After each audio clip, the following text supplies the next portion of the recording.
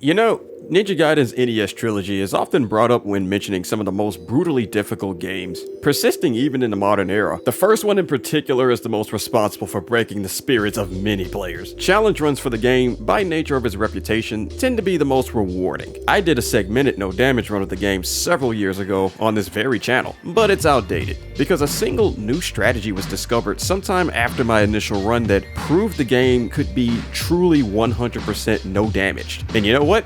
Screw it, it's about time I finally risen to the challenge. That's right, I'm taking on one of the toughest challenges in retro gaming, but with a twist that I'll reveal later. You see, many of us who challenged this game back in the day ran it under the condition of beating the entire game without taking a single hit until the final boss. Why? Because it was widely believed that the dislodged head of the boss was unavoidable. Ryu can't jump over it, and the only way to destroy it was to purposefully die, then come back with either the spin slash or the shuriken, which, no, that's off the table for obvious reasons. So it was a freebie of sorts to be excused due to poor design. But a talented fellow by the name of Slackinator not only debunked our claims, but was also the first ever player to destroy the head and 100% complete the flawless victory challenge in the same breath. He performed this by perfecting a mashing technique that allows you to perform the 7 slash cancels required to destroy it before it can touch Ryu. I'd rather allow the man himself to explain this, so go check out his completion video after this one for details. But it was really Carl Jobst, a bigger YouTuber, who reported on and helped this become more widespread. I was even directly mentioned in his video as an example of the previously debunked claim.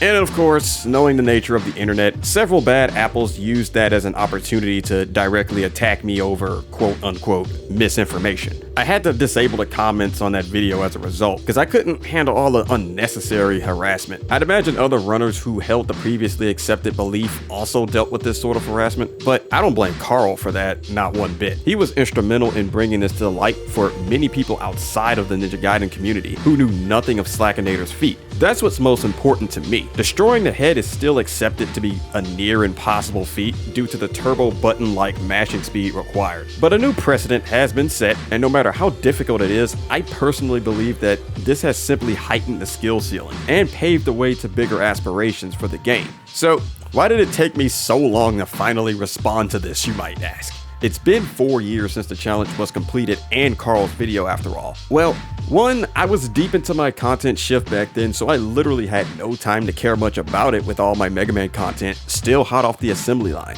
And two, I forgot. It wasn't until I streamed a casual, rusty playthrough of the game some time ago that I was like, you know, maybe I should revisit this. Then when I streamed Ninja Gaiden 2 a couple weeks back, I was like, yeah, I should really consider revisiting this.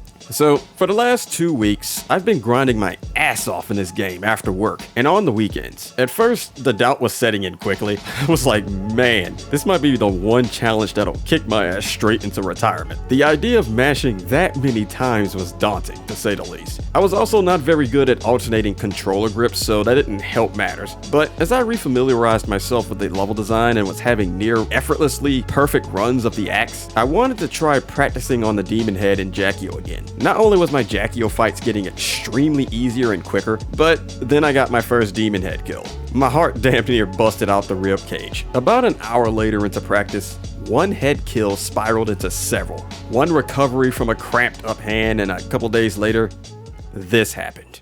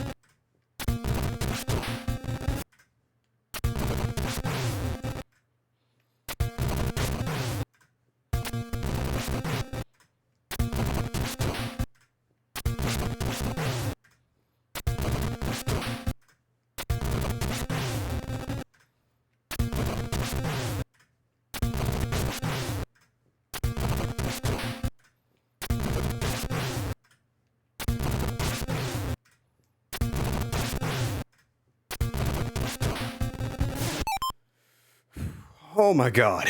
I can actually do this. Holy shit. Oh man. Fuck my hands. Okay, but I could definitely do this.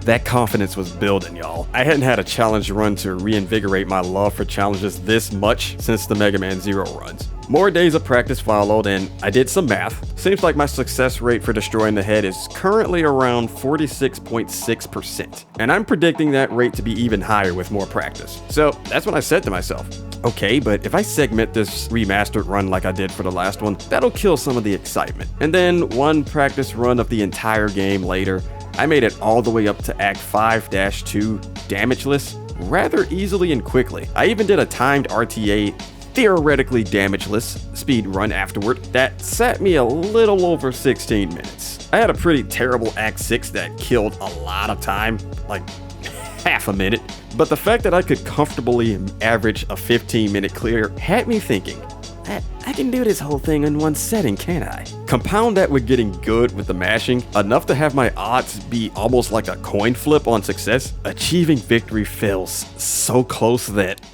I can almost taste it. So that's when my greatest yet dumbest idea, that I may come to regret later, came to fruition. What if I stream this? And that's the plan. I will no damage this entire game, demon head and all, live on original hardware.